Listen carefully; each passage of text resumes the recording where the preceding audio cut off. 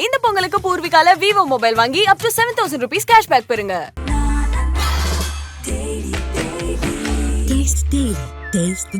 மூச்சு திணறல், மூச்சு இழைப்பு, குரட்டையால் அவதியா, நுரையீரலை ஆரோக்கியமானதாக்கி எளிதாக சுவாசித்திடுங்கள். தங்கம் 24x7 ஆஸ்துமா சிகிச்சை நாமக்கல் மற்றும் கான்பூர். சீனாவினுடைய டீப்சீக் ஏஐ உலக அளவில் இன்றைக்கு பெரிய தாக்கத்தை ஏற்படுத்தி இருக்கிறது. அமெரிக்கா உள்ளிட்ட நாடுகள் அதை எதிர்கொள்வது நடவடிக்கையை துவங்கிவிட்டார்கள். ஆனால் நாம் என்ன செய்து கொண்டிருக்கிறோம்? இந்தியாவினுடைய மிக பெருமையான கல்வி நிறுவனமான சென்னை ஐஐடியினுடைய இயக்குனர் தான் தினமும் கோமூத்திரம் குடிப்பதாகவும் அதற்கு மருத்துவ குணம் இருப்பதாகவும் சொல்கிறார். போலி மருத்துவத்தை, போலி அறிவியலை பரப்புகிற வேலையை செய்கிறார்கள். 1000 கிலோமீட்டர் பயண பாதையை மெட்ரோ ரயில் மூலம் உருவாக்கி இருக்கிறோம். உலகின் 3வது பெரிய நாடு என்று இந்த அரசு பெருமையோடு சொல்கிறது. நான் கேட்கிறேன், இந்த 1000 கிலோமீட்டரில் தமிழ்நாட்டில் இயங்குகிற மெட்ரோவினுடைய அளவு எவ்வளவு தெரியுமா? வெறும் 54 கிலோமீட்டர் மட்டும்தான். மாண்புமிகு அமைச்சர் அவர்கள் சொல்கிறார், மக்கள் இனிமேல் நிம்மதியாக தூங்குவார்கள் என்று சொல்கிறார். மக்கள் இனிமேல் நிம்மதியாக தூங்குவார்கள். சரி, இந்த தூக்கத்தை கெடுத்தது யார்? நீங்கள் தூக்கத்தை கெடுத்தவர்கள். மாநில உரிமையை தொடர்ந்து கேள்விக்குறியாக்குவவர்களாக கவர்னர்கள் அவர்கள் இருக்கிறார்கள்.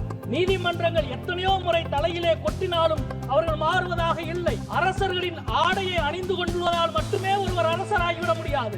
அவர் நாடக கலைஞராக மட்டும்தான் ஆக முடியும். माननीय सदस्य श्री एस वेंकटेशन.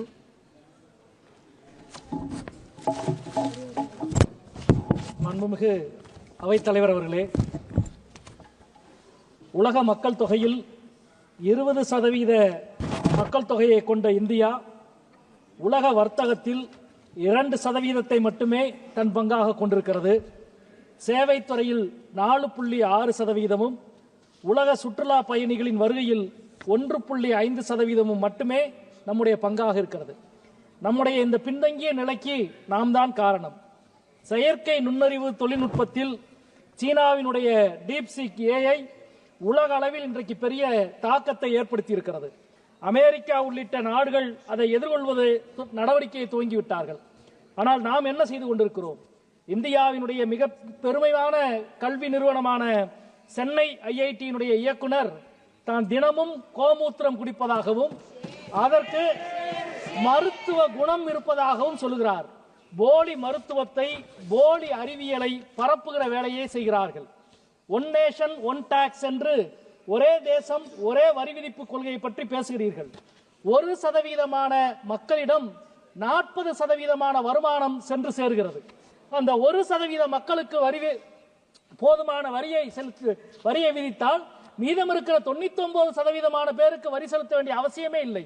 ஆனால் நீங்கள் யார் பக்கம் இருக்கிறீர்கள் என்பதற்கு அது உதாரணம். ஒரே வரி கொள்கை என்பது எங்கே இருக்கிறது?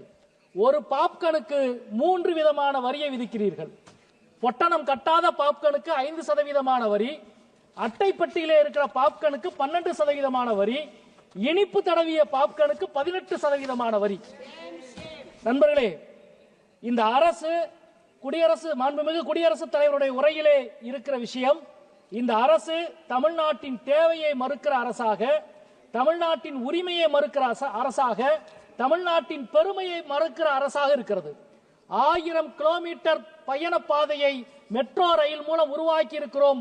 உலகின் 3வது பெரிய நாடு என்று இந்த அரசு பெருமையோடு சொல்கிறது. நான் கேட்கிறேன், இந்த 1000 கிலோமீட்டரில் தமிழ்நாட்டில் இயங்குகிற மெட்ரோவினுடைய அளவு எவ்வளவு தெரியுமா? வெறும் 54 கிலோமீட்டர் மட்டும்தான். உத்தரப்பிரதேசத்தில் 5 நகரத்தில் மெட்ரோ இருக்கிறது. மகாராஷ்டிராவில் 4 நகரத்தில் மெட்ரோ இயங்குகிறது. குஜராத்தில் 2 நகரத்தில் மெட்ரோ இயங்குகிறது. மத்திய பிரதேசத்தில் 2 நகரத்தில் மெட்ரோ இயங்குகிறது. ஆனால் தமிழ்நாட்டில் ஒரே ஒரு நகரத்தில் மட்டும்தான் 54 கிலோமீட்டர் மட்டும்தான் மெட்ரோ இயங்குகிறது. மதுரையினுடைய மெட்ரோ எங்கே? கோவையினுடைய மெட்ரோ எங்கே என்று மாநில அரசு மீண்டும் மீண்டும் கேள்வி எழுப்புகிறது. நாங்கள் இந்த அவையிலே கேள்வி எழுப்புகிறோம். மத்திய அரசு இப்பொழுது வரை பதில் சொல்ல மறுக்கிறது, ஒதுக்கீடு செய்ய மறுக்கிறது. அதே நேரத்தில் இந்த அவையில் பெருமையோடு நாங்கள் அனைவரும் சொல்லிக் கொள்வோம், உங்களது டங்ஸ்டன் சுரங்க சதி திட்டத்தை முறியடித்த பெருமையோடு தமிழ்நாட்டு எம்பிக்கள் இந்த அவையிலே வந்து நாங்கள் நின்று கொண்டிருக்கின்றோம். மாண்புமிகு தமிழக முதல்வர் அவர்கள் தனி தீர்மானத்தை சட்டமன்றத்திலே கொண்டு வந்து நிறைவேற்றினார். அந்த மதுரை மாவட்டத்தின் மேலூரில் இருக்கிற அனைத்து ஒன்றியங்களிலும் ஊராட்சிகளிலும் தீர்மானம் நிறைவேற்றினோம்.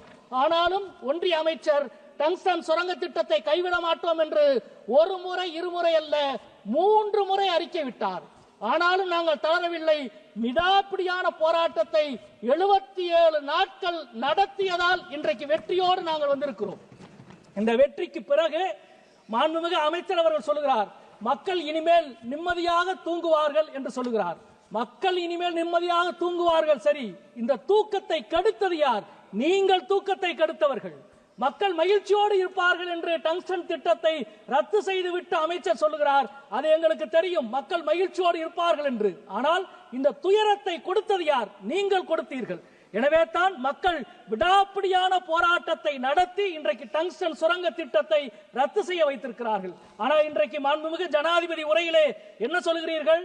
அரிய வகை கனிமங்களை எல்லாம் தனியார் கைகளுக்கு அனுமதிக்கப்படும் என்று ஜனாதிபதி உரையில் நீங்கள் குறிப்பிடுகிறீர்கள்.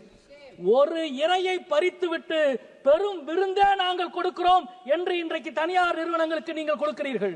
ஒரு அரிட்டாபட்டியை நாங்கள் காப்பாற்றி விட்டோம், அதற்கு பதிலாக இந்தியாவில் பல அரிட்டாபட்டிகளை நாங்கள் உருவாக்குவோம் என்று நீங்கள் சொல்லுகிறீர்கள். அதே போல இந்த அவையில் மிக பெருமைக்குரிய விஷயம், மரியாதைக்குரிய தூத்துக்குடியினுடைய நாடாளுமன்ற உறுப்பினர் அவர்கள் இங்கே மிக கம்பீரமாக சொன்னதை போன்று இந்தியாவினுடைய வரலாற்றில் வசீகரமான ஒன்று இரும்பு தொழில்நுட்பம். டெல்லியிலே இருக்கிற குதிப்பினார் தூண், இரும்பு தூண், துருப்பிடிக்காத இரும்பு தூண், கோகினூர் கோவிலிலே இருக்கிற இரும்பு மாடம், தார் இரும்பு தூண், இவையெல்லாம் உலக வரலாற்றில் இந்தியாவின் மீதான வசீகரத்துக்கு காரணம். இந்த வசீகரத்தினுடைய பெருமைகளில் மணியான முத்தான ஒரு பெருமை இப்பொழுது உருவாகி இருக்கிறது. மாண்புமிகு தமிழக முதல்வர் அவர்களால் தமிழக அரசால் அறிவிக்கப்பட்ட இரும்பு தொழில்நுட்பத்தினுடைய காலம் 5300 ஆண்டுகளுக்கு முன்பே தமிழ்நாட்டில் இரும்பு தொழில்நுட்பம் இருந்தது என்பது உலக வரலாற்றின் ஒரு மிக முக்கியமான செய்தி. இந்த விந்திய மலைக்கு தெற்கே செம்பு மட்டும்தான் பயன்பாட்டிலே இருந்த காலத்தில் விந்திய மலைக்கு தெற்கே குறிப்பாக தமிழ்நாட்டில் இரும்பு பயன்பாடு வந்துவிட்டது.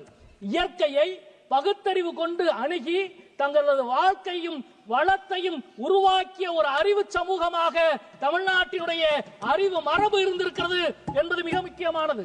மாண்புமிகு சபாநாயகர் அவர்களை நான் கேட்டுக்கொள்கிறேன், வருகிற 15ஆம் தேதி நாடாளுமன்ற உறுப்பினர்களுக்கு நாடாளுமன்ற வளாகத்தில் ராமாயணத்தினுடைய அனிமேஷன் படம் திரையிடப்படும் என்று மக்களவை செயலகம் சொல்லி இருக்கிறது. ராமாயண அனிமேஷன் படத்தை நீங்கள் திரையிடுங்கள். ஆனால் அதற்கு முன்பு 5300 ஆண்டுகளுக்கு முன்பு இரும்பு தொழில்நுட்பத்தை கண்டுபிடித்ததை பற்றி தமிழ்நாடு அரசு வெளியிட்டிருக்கிற ஆவணப்படத்தை இந்த அவையிலே நீங்கள் திரையிட வேண்டும் என்று நான் அன்போடு கேட்டுக்கொள்கிறேன். அதே போல இன்றைக்கு மாநில உரிமையை தொடர்ந்து கேள்விக்குறியாக்குவவர்களாக கவர்னர்கள் அவர்கள் இருக்கிறார்கள். குறுநில மன்னர்களாகவே தங்களை அவர்கள் நினைத்துக் கொள்ளுகிறார்கள். நீதிமன்றங்கள் எத்தனையோ முறை தலையிலே கொட்டினாலும் அவர்கள் மாறுவதாக இல்லை. அரசர்களின் ஆடையை அணிந்து கொண்டுவதால் மட்டுமே ஒருவர் அரசராகிவிட முடியாது. அவர் நாடக கலைஞராக மட்டும்தான் ஆக முடியும். இந்த உண்மையை அவருக்கு எப்படி புரிய வைப்பது என்று தெரியவில்லை. எனவே இந்த தொடர்ந்து மாநில உரிமையை கேள்வி கேட்கிற, அதே போல சட்டமன்றத்திலிருந்து அதிகமாக வெளிநடப்பு செய்கிறவர்களாக கவர்னர்கள் இருக்கிறார்கள். சட்டமன்றத்தில் தேர்ந்தெடுக்கப்பட்டவர் வெளியே போனால் தான் வெளிநடப்பு. இந்த அவையிலே தேர்ந்தெடுக்கப்பட்ட நாங்கள் வெளியேறினால் தான் அது வெளிநடப்பு. இந்த அவைக்கு வருகிறவர்கள் எல்லாம் வெளியேறினால் அதற்கு பெயர் வெளிநடப்பு அல்ல. தனக்கு இல்லாத அதிகாரத்தை இருக்கிறதாக நினைக்கிற அறியாமையை எப்படி போக்குவது என்று தமிழ்நாட்டு மக்களுக்கு தெரியவில்லை. இந்த அவையிலே நான் இதை மீண்டும் இங்கே குறிப்பிட வேண்டும் என்று நினைக்கின்றேன். அதே போல கிளாசிக்கல் லாங்குவேஜ், மாண்புமிகு குடியரசுத் தலைவர் அவர்கள் செம்மொழியை பற்றி சொன்னார். நான் இங்கே மிக பணிவோடு தெரிவித்துக் கொள்ள வேண்டிய விஷயம், அரசியல் சாசனத்தினுடைய விவாதத்தினுடைய ஒரு மிக முக்கியமான விஷயத்தை இங்கே மேற்கோள் காட்ட வேண்டும் என்று நினைக்கின்றேன். குடியரசுத் தலைவர் பதவியை என்ன சொல் கொண்டு அழைக்க வேண்டும் என்று அரசியல் சாசனத்தினுடைய விவாதத்தின் பொழுது மிகப்பெரிய விவாதம் நடந்தது. குறிப்பாக ராஷ்டிரபதி என்றுதான் அழைக்க வேண்டும் என்று பல உறுப்பினர்கள் சொன்ன பொழுது அண்ணல் அம்பேத்கர் சொன்னார், நான் அரசியல் சாசனத்தை ஆங்கிலத்தில் எழுதுகிறேன், எனவே பிரசிடென்ட் ஆஃப் இந்தியா என்றுதான் எழுதுவேன், ராஷ்டிரபதி என்று எழுத மாட்டேன் என்று அம்பேத்கர் அவர்கள் சொன்னார்கள். நான் ஆங்கிலத்தில் எழுதிக் கொள்கிறேன், நீங்கள் உங்களது தாய்மொழியிலே மொழிபெயர்த்துக் கொள்ளுங்கள் என்று சொன்னார்.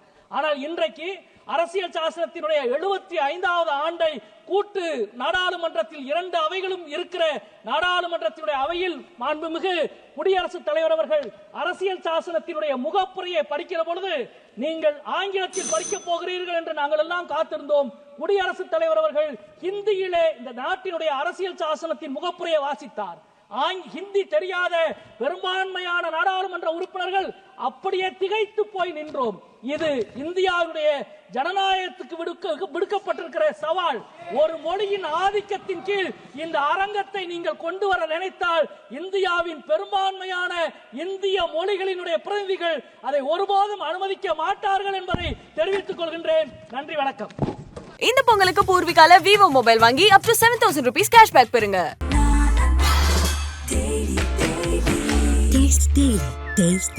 மூச்சு திணறல், மூச்சு இழைப்பு, குரட்டையால் அவதியா, நுரையீரலை ஆரோக்கியமானதாக்கி எளிதாக சுவாசித்திடுங்கள். தங்கம் 24/7 ஆஸ்துமா சிகிச்சை நாமக்கல் மற்றும் கான்பூர்.